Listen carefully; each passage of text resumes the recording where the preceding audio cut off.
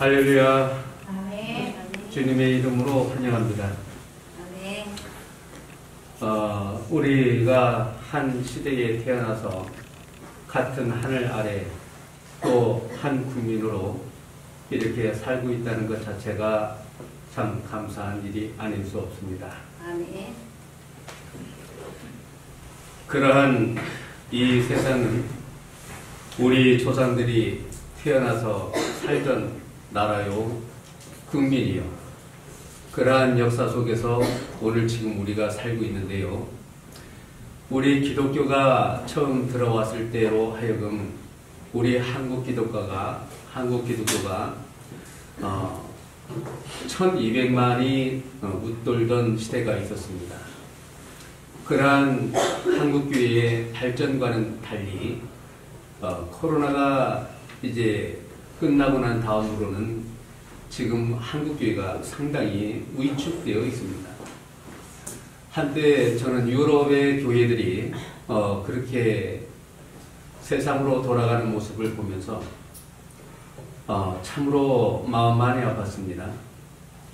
그런데 지금 한국교회가 바로 그 모습과 별반 차이가 안 나서 참 안타까움이 금할 수 없는 상태인데요. 저는 필리핀 깔모나 지역과 까비떼, 쑥갓, 신랑 이쪽에서 교육 선교를 맡고 있는 신요셉입니다.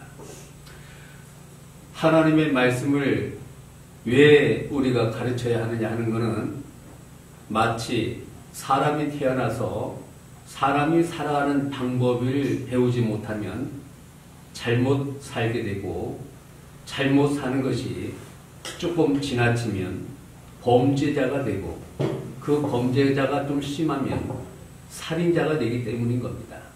이와 같이 우리 기독교가 교육이 필요한 것은 예수를 믿는다는 차원을 넘어서 예수님에 대한 그 사랑이 내 가슴의 삶에 본질적으로 내면에서부터 근본으로 임해지어야 하기 때문입니다.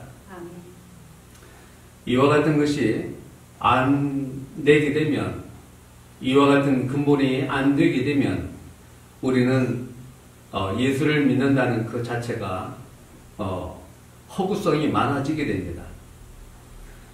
사람들은 똑똑해야 산다는 말이 있습니다. 그와 마찬가지로 누군가가 믿지 않는 사람들이 저에게 당신 믿는 하나님을 소개해 보시오 했을 때 나는 하나님을 어떻게 소개할 것이고 내가 예수님을 어떻게 소개하고 성령님의 내주하심을 어떻게 소개할 것인가, 이러한 부분에 있어서 소개를 못한다면 내가 전도하려는 저 사람을 전도할 수 없습니다. 우리의 한국교회도 지금 청년들이 전도가 잘 안 됩니다. 일반인들은 물론이거니와 청년들은 더욱 전도가 안 됩니다. 이유 중에 하나는 제가 볼 때는 논리와 이치에서 벗어났기 때문인 겁니다. 논리와 이치는 곧 진리입니다.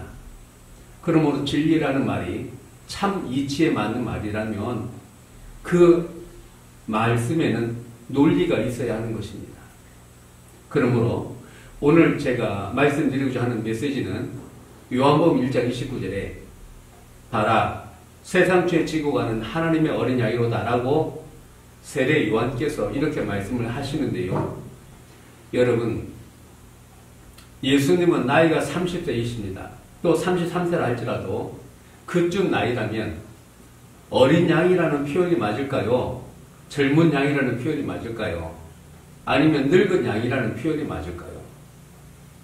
분명히 하나는 표현이 맞는데 말입니다. 왜 젊은 양이 아닌 어린 양이라 했는가? 또 예수님은 왜 양이라는 짐승을 빗대셨는가? 이 부분에서 우리 한번 생각해 보자는 이 시간이 되겠습니다. 온 인류의 죄를 아담으로 시작하여 모든 사람이 죄 때문에 죽었고 병들고 그렇게 살아가는 세상이 되어버리고 말았습니다. 무신론자들이나 다른 종교단체나 우리 기독교까지라도 하나님을 믿는다 할지라도 이 죽음과 병들고 하는 이 문제, 생로병사를 해결할 수 있는 문제는 없었습니다. 하지만은 이 성경 한 권 안에는 그 답이 있다는 것을 우리가 생각해 볼 때 그 답의 근본이 누구냐 했더니 바로 예수님이라는 것. 아멘. 모세로 시작한 율법은 하나님을 알게 하는 것이고 바르게 살기 위한 것이었다면 예수님을 통해서는 죄를 사함받고 구원받는 데 이르는 가장 중요한 포인트이시다고 키포인트라고 말을 할 수가 있습니다. 아멘. 그러므로 예수를 우리는 어떤 쪽으로 알아야 되느냐? 예수를 깊이 알라고 말씀하신 것처럼 에베소 4장 13절에 말씀하신 것처럼 우리는 예수 그리스도의 장성한 분량에 이르기까지 자라갈 수 있는 우리 내면에 하나님과 예수님의 성령님을 내주하며 증가할 수 있는 실력이 있어야 되겠고 그 실력으로 온전한 메시지가 되어서 믿지 않는 사람이나 다른 종교단체에 유감없이 전할 수 있는 그러한 사람들이 되어야 합니다. 하여 오늘 요한복음 1장 29절에 왜 예수님은 어린 양이냐 이 부분을 좀 말씀드린다면 우리는 하나님이라는 분은 먼저 이 천국에 대한 것을 또 구원에 관한 것을 그리고 여러 가지 하나님의 뜻하는 바를 세상에 알리는 것이 목적이긴 하나 때로는 이 말씀이 감추어질 수밖에 없는 이유도 있어서 이것을 사람들 간에는 뭐라고 말하냐면 의중을 가졌다. 이렇게 표현도 합니다. 그런 것처럼 하나님도 의중이 있으십니다. 그러므로 요한복음 1장 29절에 예수님을 양이라는 표현과 어린 이 표현의 두 가지 의미를 한번 알아보도록 합니다. 자, 먼저 출애굽기 12장을 시간 관계상 다 알지 못하겠지만은 출애굽기 12장에 거기 1절로 14절을 보시면은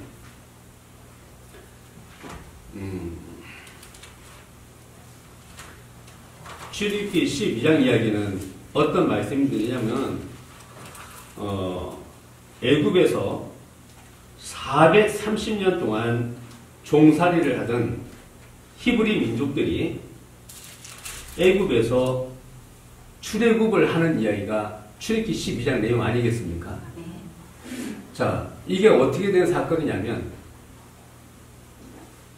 하나님께서 히브리 민족들이 그 애굽이라는 이 나라에 들어가는 일이 있죠. 70일이 들어갑니다. 그때 당시는 초청을 받고 들어가는 겁니다.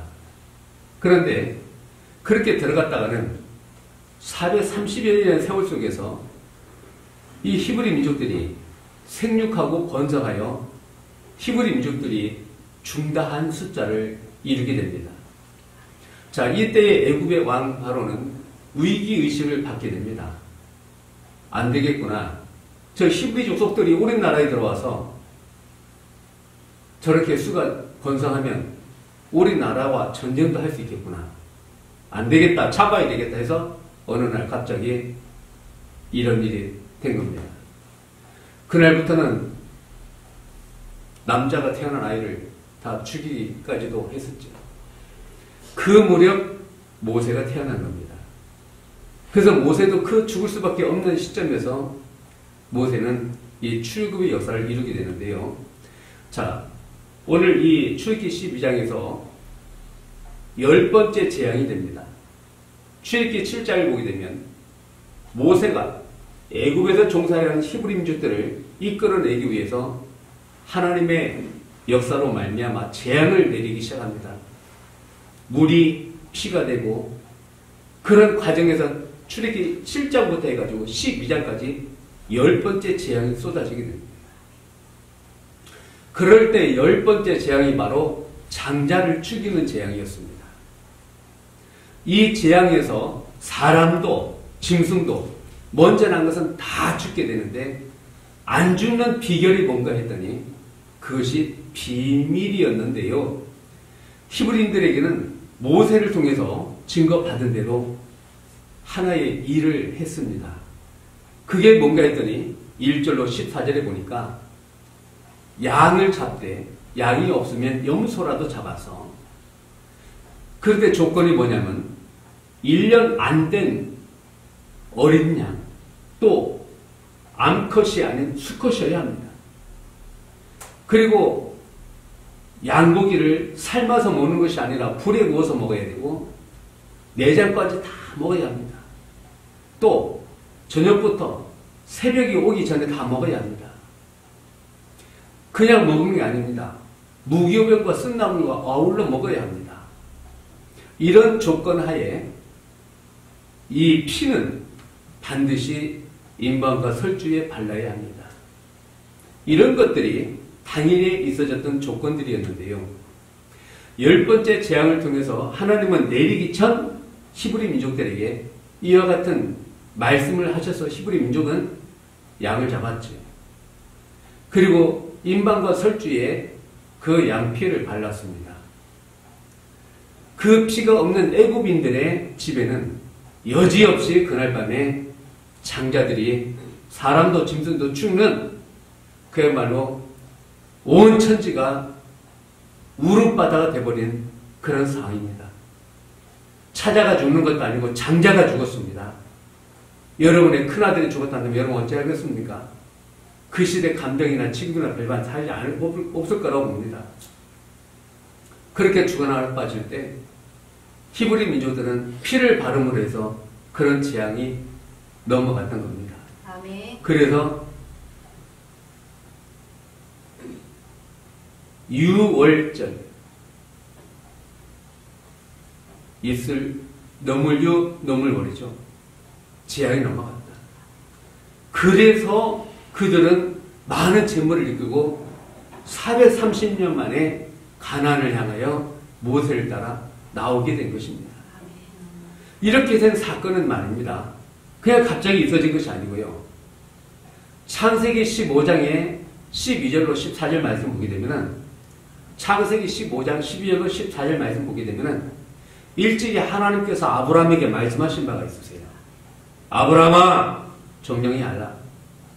내가 너의 후손 4대 만에 이방에 들어가는 일이 있게 될 것이다. 그러다가는 많은 재물을 이끌고 나오게 되는 일이 있을 것이라고 아브라함을 통해서 하나님은 예언을 했던 것입니다. 하셨던 것입니다. 그리고 약 500여 년 세월이 지난 다음에 모세가 태어날 때가 400년 조금 덜 될 텐데요. 400년 되면서 이제 모세를 통해서 아브라함에 맺었던 그 약속을 이루어 시작하십니다. 이러므로 출애굽기 12장의 유월절 이야기는 그냥 갑자기 있어진 게 아니라 500년 전 아브라함의 예언을 통해서 모세를 통해 이루신 하나님의 역사라고 우리가 알아야 합니다. 자, 요한복음 1장 29절에 양이라는 표현과 출애굽기 12장에 양이라는 단어가 똑같아서 제가 이렇게 전복시켜 말하는 바가 아닙니다. 자, 여기 출애굽기 12장에 어떤 말씀이 나오냐면은 46절을 보면은 이런 말이 나와요. 46절을 보게 되면은 한 집에서 먹되 그 고기를 조금도 집 밖으로 내지 말고 뼈도 꺾지 말지며, 이런 말씀이 나와요. 그러니까 양을 먹는 조건이 뭐냐면 뼈를 꺾어서는 안 된다는 겁니다. 이것이 법과 규례입니다. 그것이 율법이죠. 그래서 양을 잡아 먹되 뼈를 꺾지 말아야 되는 것이 법이었던 겁니다. 그랬던 이 출애굽기 12장의 유월절 양이 이제 모세로부터 있어졌고, 그들은 해마다 1월 14일만 되면, 여기 보면 그게 1월 14일이거든요. 해의 첫 달이니까 1월 아니겠습니까? 일자가 14일이라고 명시되어 있어요. 그러면 이 히브리 민족들은 모세를 통하여 애굽에서 나와가지고 광야를 거쳐 가나안에 들어가고 예수님 오시기까지 해마다 1월 14일 날이면 양을 잡아서 유월절을 기념해 왔더라는 것입니다. 그러나 이들은 그 양이라는 짐승의 실체로 오실 분이 예수님이라는 것은 전혀 감지하지 못한 채 양만 잡아왔다는 것이고 피를 임마과 술주에 발랐던 것이고, 그러나 그 양이라는 그 잡았던 유월절 양 속에 하나님은 이미 누구를 암시하고 있었느냐? 장차 오실 메시아 예수 그리스도를 그 양으로 예표했던 것입니다. 아멘. 이거를 히브리 민족들은 전혀 알지 못하는 가운데 양만 잡아왔던 거죠. 임방과 설지에 피만 발라왔던 겁니다. 그게 무엇을 의미하고 있는지는 가만히 모르는 상태에서 말입니다. 알지 못하고 하는 것을 하나님께서 기뻐하지 않으십니다. 아멘. 그러나 출애굽기 12장 14절 보면 너희는 이것을 지켜 기념하라 이런 말씀이 나와요.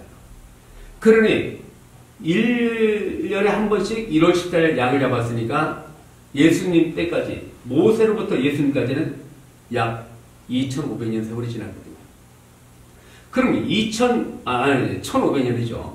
1500년 세월이 모세를 통해서 예수까지 1500년 세월이 지나면서 그럼 양은 몇 번 잡았다는 얘기입니까? 1500번 잡았다는 얘기예요.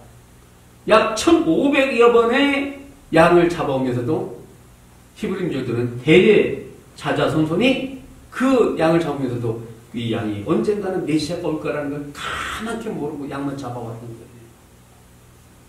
자, 이제 여기에 출애굽기 10장에 46절을 보니까 뼈를 꺾지 말라고 그랬지요.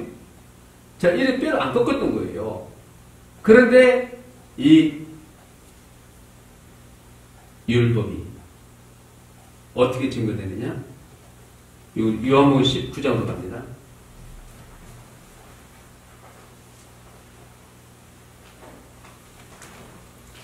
요한복음 19장에 36절을 보면요, 요한복음 19장은 예수님께서 그 가룟 유다의 팔림을 통해서 잡히시고 이제 십자가에 지어서 돌아가시는 이야기가 담긴 내용이 요한복음 19장입니다. 여기에 36절을 보면은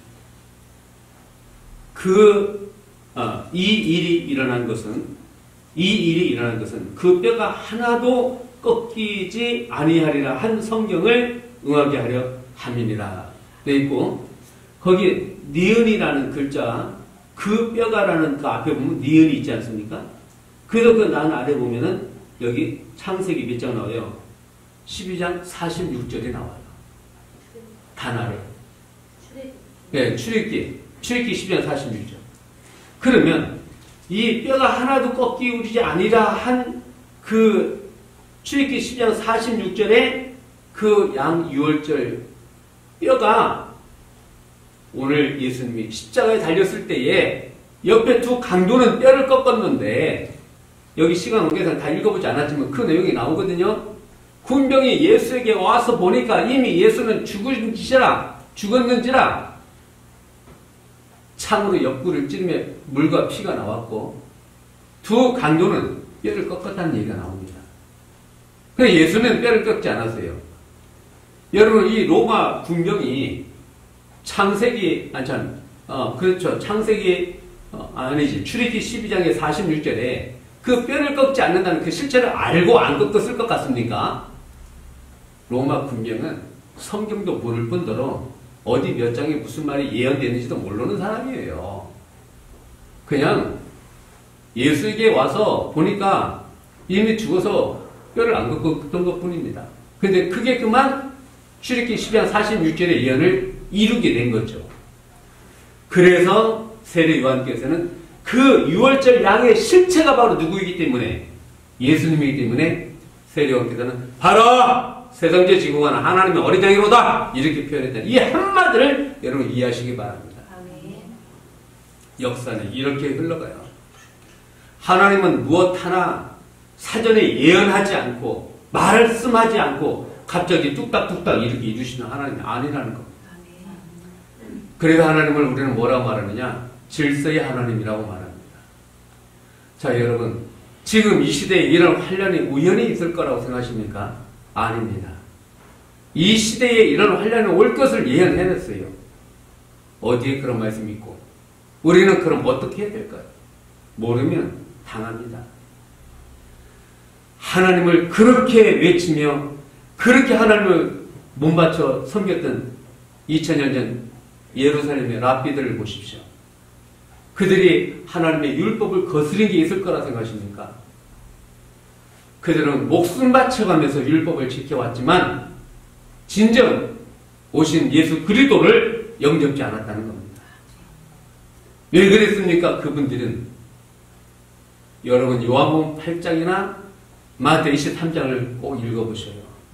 그들이 예수님을 어떻게 대했는지를 우리가 알아야 되고, 지금 이 시대에 사는 우리 기독교인들을, 내 자신은 다시 오시는 예수 그리스도를 어떻게 알고 영접한다면 어떻게 할 것인가? 내가 알지 못하면 절대 영접 못합니다. 계시록 22장 20절 21절에 주 예수의 오시옵소서, 주 예수의 은혜가 모든 자들에게 있을지어다. 아멘! 이 오름을 끝나버려요. 이제 하나님 예수님, 하나님의 나라가 오심으로 끝나버린단 말입니다. 나는 마태복음 15장에 1절로 13절에 얘기되어 있는 예수 신랑 오신다. 슬기로운 다섯천, 미련한 다섯천 얘기 나오지 않습니까? 그 미련한 다섯천도 슬기로운 다섯천도 결국은 우리 지구촌의 예수교를 말하는 거예요. 이 지구촌의 예수교를 말하는 게 그 열처녀란 말입니다. 50대 50일까요? 아니요. 100대 1일 수도 있습니다. 그러나 미련한 다섯처녀, 슬기로운 다섯처녀 나오지만 사실 예수 오실 때 나는 마태복음 25장에서 이렇게 말하는 이 열처녀, 다섯처녀 중에 나는 어떤 처녀에 해당되는가? 문제는 준비한 기름이냐, 준비 못한 기름이냐. 이것이 문제라는 거죠. 우리가 아는 예수님, 하나님, 자비의 하나님, 용서의 주님, 희생의 주님, 구원의 주님, 이렇게만 알고 있는 우리들에게 심판이 없을 거라고만 생각하는데, 마태복음 25장에서는 늦게 온 기름을 사러 갔다 돌아온 사람들에게 그들이 그러죠. 주여 우리에게 열어주소서 라고 말하니까 예수님이 내가 너희들 도무지 알지 못한다. 너희를 떠나가라. 심판의 날이 오기 전까지는 하나님도 예수님도 구원의 주님 맞습니다. 관용하시고 사랑의 주님이 맞습니다. 하지만 심판 날에는 아닙니다. 심판의 주가 되는 겁니다. 저는 학교 때에 자작시 경영대회에서 2등을 했는데요. 그때 당시 이런 글을 썼어요. 준비 안 된 출발은 멀리 못 가 멈추고 작은 그릇에는 많이 담을 수 없으며 더러운 그릇에는 조금도 담기지 못한다. 이런 글을 해가지고 제가 2등을 먹었습니다. 저 그때 당시 작기장 많이 받았어요. 네, 학용품도 많이 받았죠. 한데 말입니다. 저는 모르겠습니다. 어쩌다가 제가 신학을 하면서 이렇게 교육 분야의 일을 담게 되는지 모르겠지만 지금 저는 여러분에게 전하고자 하는 메시지는 참으로 많습니다. 그냥 알아도 그만, 몰라도 그만 이런 게 아니라 우리한테 당면한 메시지를 전해야 되거든요. 이거를 빨리빨리 여러분도 알아서 정말 이것을 알아야 된단 말입니다. 예배서 4장 14절 말씀처럼 예수 그리스도의 장사한 분량에까지 이르러야 돼요. 지금 만만하게 이 시대를 그렇게 모아서도 안 되고요. 지금 전 세계적으로 흐름이라든가 국제적 정세라든가 한국 우리가 몸담고 이 나라의 흐름만이라도 여러분이 본다면 조금 생각을 하셔야 합니다. 지금은 만만한 그런 시대가 아닙니다. 여러분들께서 참으로 기도도 많이 하셔야 되고 찬양이든 복음이든 선교도 많이 하셔야 할 때가 지금이고요. 이렇게 오늘 말씀 마치는데요. 그렇다면 여러분 의문을 하나 가지셔야 돼요. 제가 여기서 메시지가 끝난 게 아닙니다. 저는 지금 하나를 남겨놨는데 그게 뭐냐면 그렇다면 양의 피를 임방과 설주에 발라서 재앙이 넘어서 그것이 유월절이었다면 그리고 출애굽을 했다면 그러면 예수님의 피를 바르라는 얘기인데, 왜? 양의 실제가 예수님이라면 예수님 피를 발라야 될 거 아닙니까? 그러면 임방과 설주가 어디고 그 피는 무엇이냐 이겁니다. 골고다 언덕에서 예수의 피는 다 쏟아졌어요. 지금 그 피는 한 방울도 세상에 존재하지 않습니다. 예수님은 하나님 우편에 계시고 하나님 보좌에 계십니다. 이 낮고 낮은 죄악된 세상에서 어떻게 예수의 피를 만날 것이며 어떻게 찾아가지고 임방과 설주가 어딘지를 알고 거기에 바를 것이냐 이 말입니다. 여기까지가 알려주는 것이 이 말씀의 포인트 아니겠습니까? 어중간하게 뭘 하나 말하면 안 됩니다. 확실하게 줄 수 있는 자격 가진 걸 가지고 말을 해야지 어영부영 그래 뭐 한바탕 웃고 말고 이런 거는 신앙인들의 영혼을 기만하는 것이 아닌가라는 생각도 해봐요. 진심이어야 합니다. 어떤 교단의 교법이나 교리 가지고 말해서는 안 된단 말이에요. 오직 이 성경 한 권으로 말해야 된단 말이에요. 이 안에는 답이 있거든요. 알지 못하는 게 죄죠. 그러므로 죄산 받는 것은 첫째 아는 것부터가 시작됩니다. 오늘 말씀 여기서 마치겠습니다. 수고들 하셨습니다.